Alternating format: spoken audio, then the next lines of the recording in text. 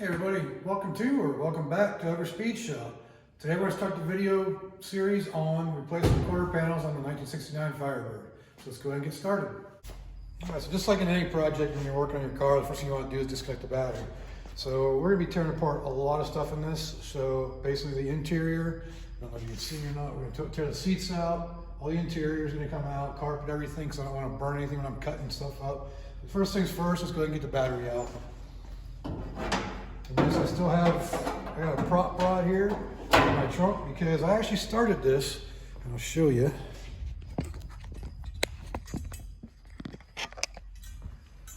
I started this project about 5 years ago when I first got the car. I was going to do the mini tub on it, and so I removed the springs for the up underneath here for the trunk latch.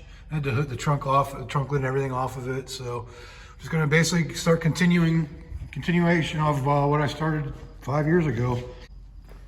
All right, so the battery cables and stuff I have in here are actually from a 2010 Camaro. So they're removed with a 8mm or 10mm socket.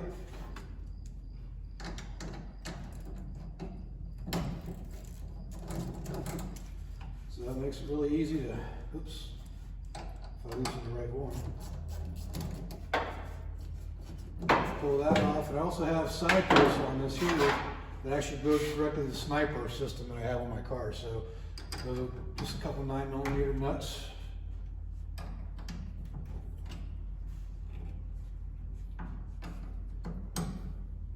And of course, you know, wrench. The battery junction came loose, so pop that off. I'll show you in a minute what just caused that problem. Get those off.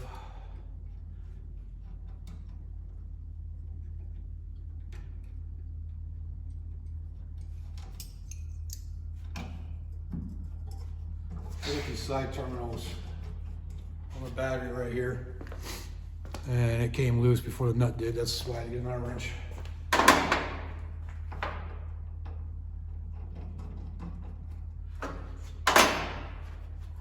don't know if y'all can see my battery mount here. This is also another temporary thing I did years ago.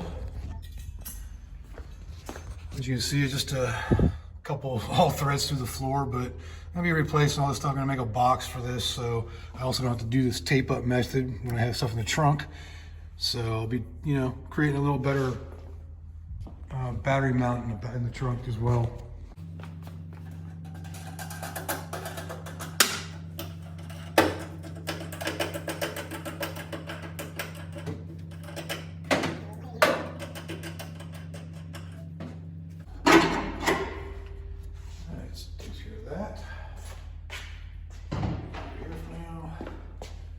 And that allows me to pull the battery out.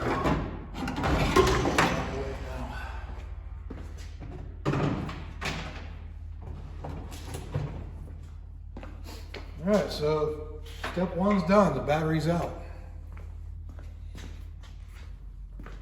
All right, so next thing we're gonna do, we're gonna remove the trunk lid. So basically, in case you haven't noticed, we're gonna start from the back and work our way forward to start removing everything, including the bumper. Everything back here is going to come up when I take the taillights off, everything. That way everything's out of the way for when I start cutting the corner panels. Nothing that's good is going to get injured or broken or whatever you want to call it. So that's basically what we're going to do. We're going to tear apart from the back forward, starting with the trunk lid.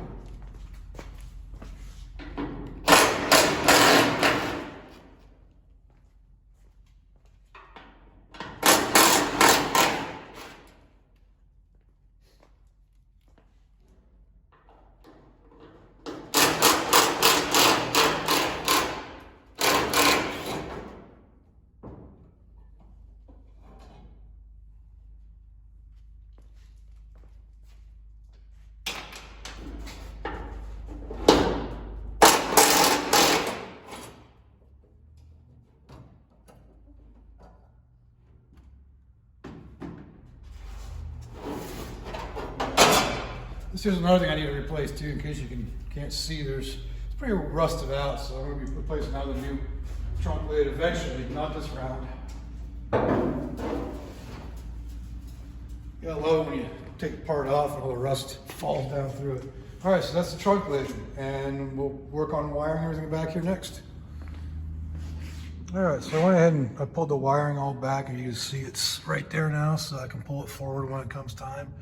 So it's up inside there now, but it's all out back here. So we go ahead and pull the tail light housings out now, and it's like 4 7/16 nuts on there. So pull those off so everybody can see.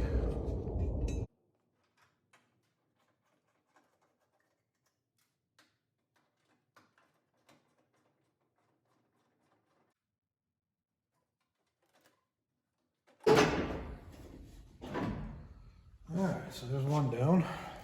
Those are heavy.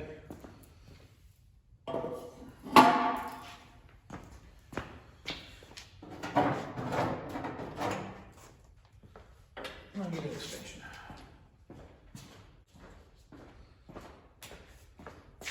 All right, so I'm gonna do this one with the impact ratchet, so it goes a little quicker. So, do you guys like seeing people use hand tools, or do you mind the power tools? Let me know in the comments.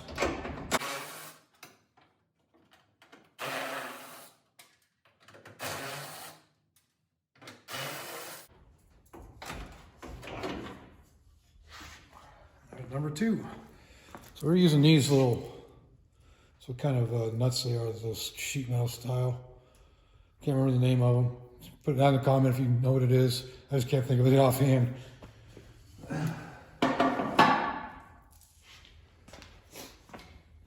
right, so that takes care of the tail lights. I'm gonna go ahead and move on to the bumper.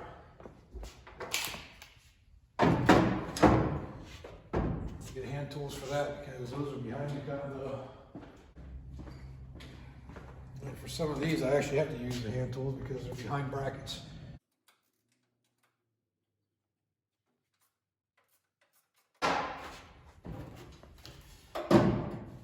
Another extension.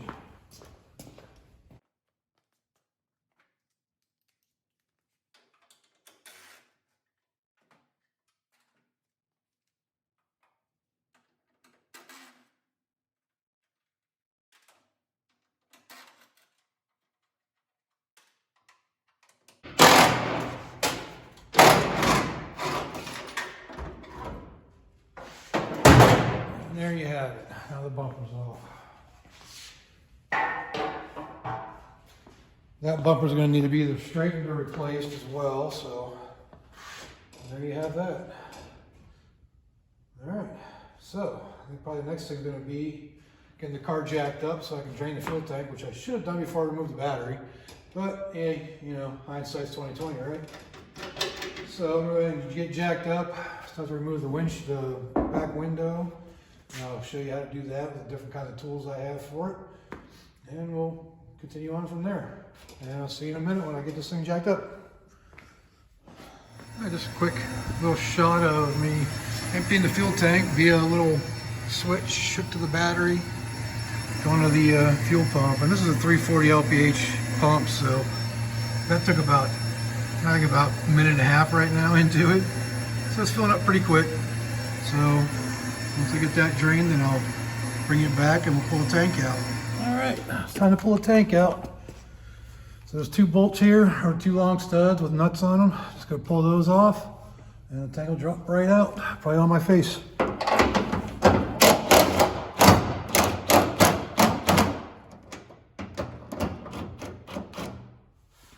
Just pop loose a little bit.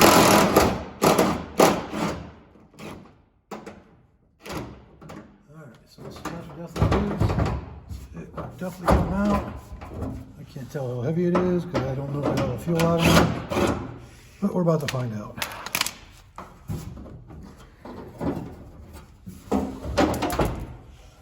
Get that out of the way.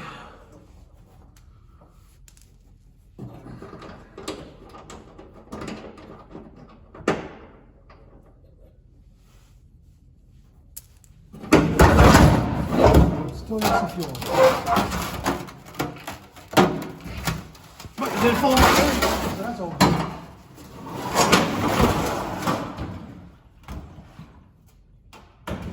All right. I have to check the height of that fuel pump in there because it didn't pump it all out, or hopefully the fuel pump ain't going bad.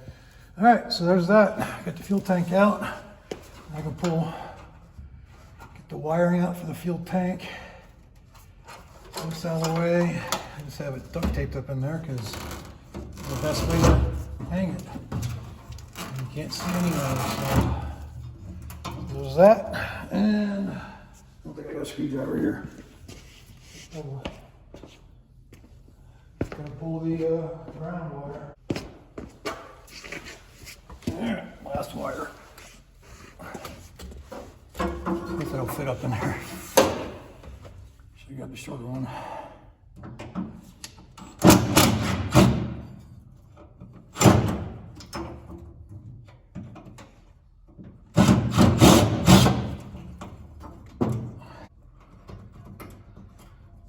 There we go.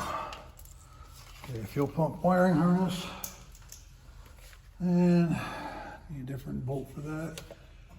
And I'll pull the fuel filter and everything off over here too, just so it's not in the way of me cutting for the mini tub.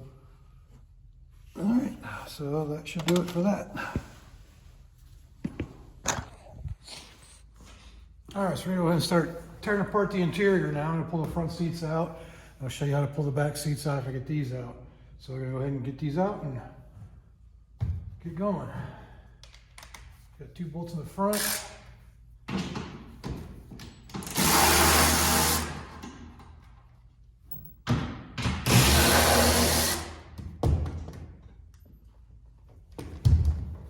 gonna slide it forward.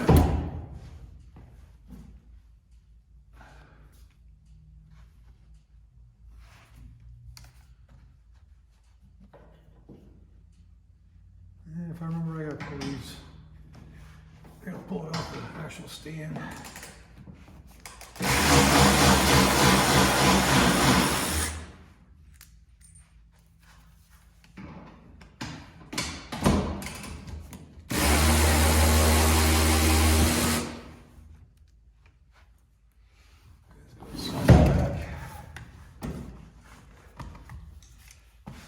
So if you can see that, I'm actually pulling the seat bracket off of the mounting bracket down here.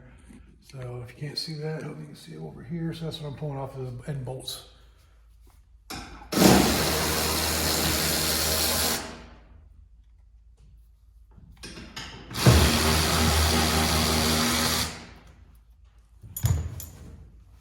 right, that easy as far as the front seats go. That's right out.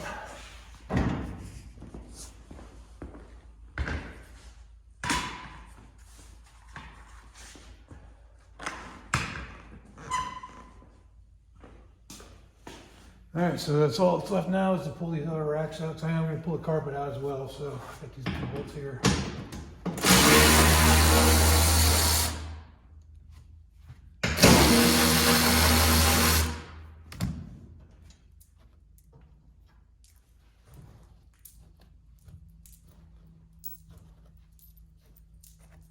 All right, so that's that for that.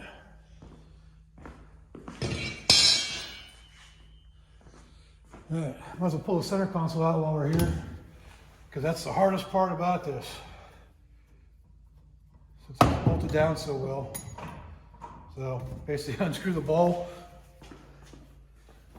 and out she comes, because I never really bolted it down. Like I said, it wasn't really supposed to be temporary for 2010 Camaro. All right, so that's about it for this side. The napkin. And of course, one thing we have plenty of is grasshopper pieces everywhere.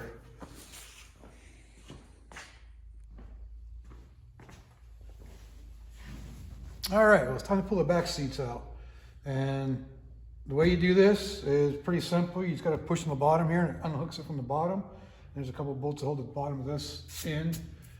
And the reason I'm taking these out now is because when I remove this rear window back there, it's gonna make a mess. I don't want all of these nice seats. These seats are actually really nice, they're just kind of dirty right now. So I'm gonna show you how to do this. Just push in and lift up. Man, that easy. You see this little hook right here goes onto that hook right there. Hope you can see that. See the little hook right here. You just gotta get that off of there, and that's it. So that's it for the bottom.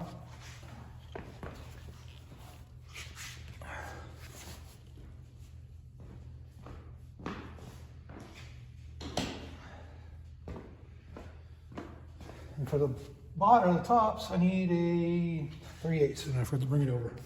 You grab it. All right, so these bolts are right up underneath here.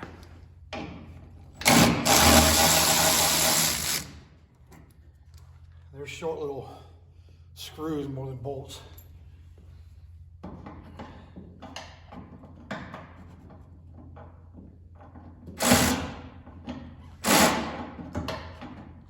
All right, that's a 1/2 inch one for some reason.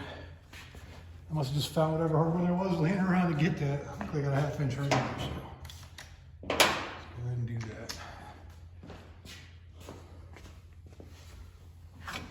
I like my little fake baby Yoda too.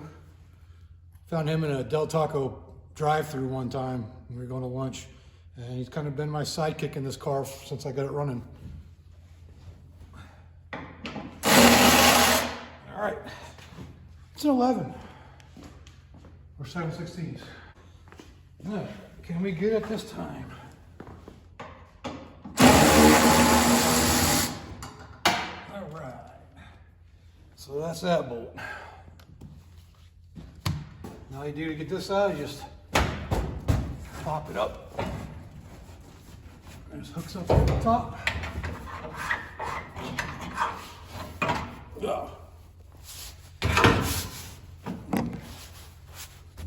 And that's it for that one. See the hooks right here? All right, so I got the back seats out. You can see where I've already started doing this mini tub. One of the things is you take these brackets out because these tubs come out and they move in about 2 inches. So this bracket has to come out. That bracket's got to come out over here. Like I said, I started it, got this one out, got this side started, and I ended up basically I had this thing down to the body and I just wanted to drive it. So I started putting it back together the way it was. So these are those hooks that hold the seats in. So yeah, it's gonna look a little different in here. I want to get some of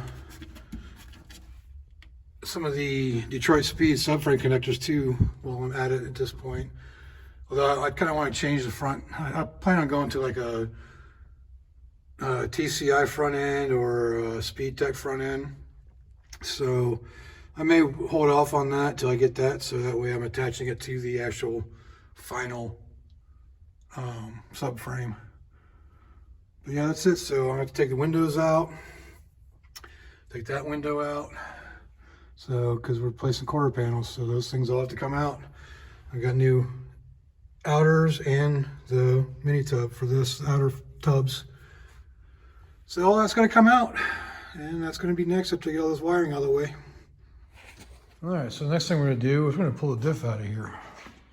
So we're gonna drop the springs down and remove the whole thing, starting with the drive shaft. So let's go ahead and get started on that.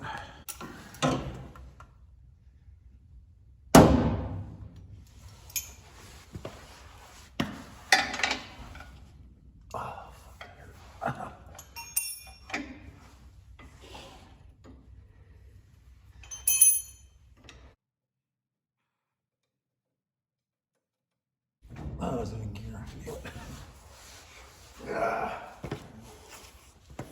Just get them loosened.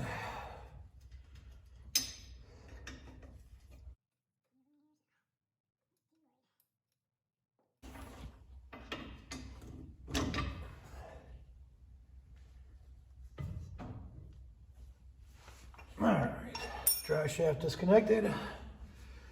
And the next thing we gotta work on are the springs. And brake lines. Yep. All right, so next thing I'm gonna do is disconnect the brake line. I'm gonna cut out to do that just because it's gonna be a mess.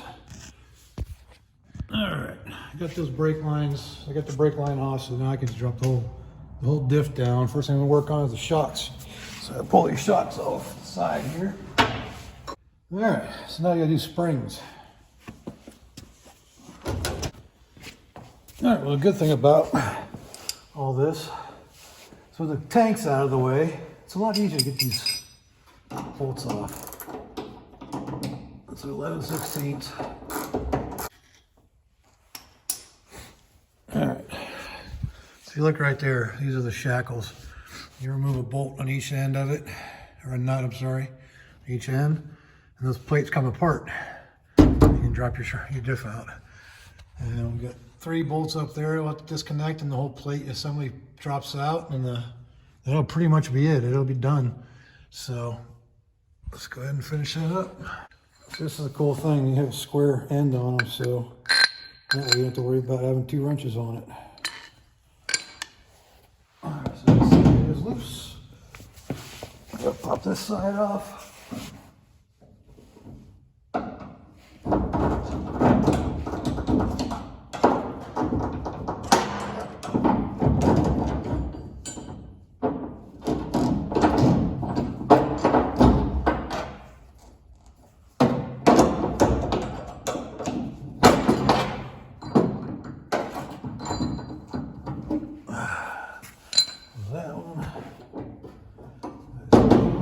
Now I got 3 9/16 bolts on each side. They come off.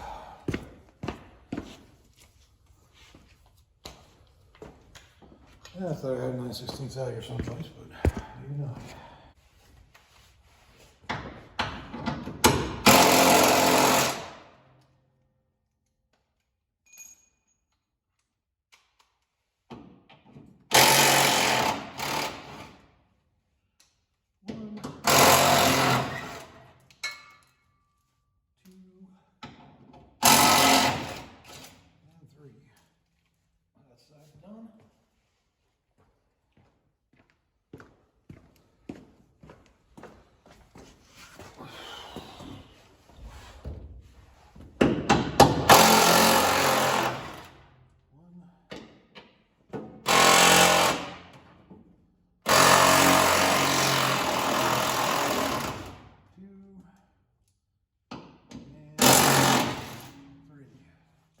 That side's done. Now all it's going to take is dropping it down and rolling it out. Now.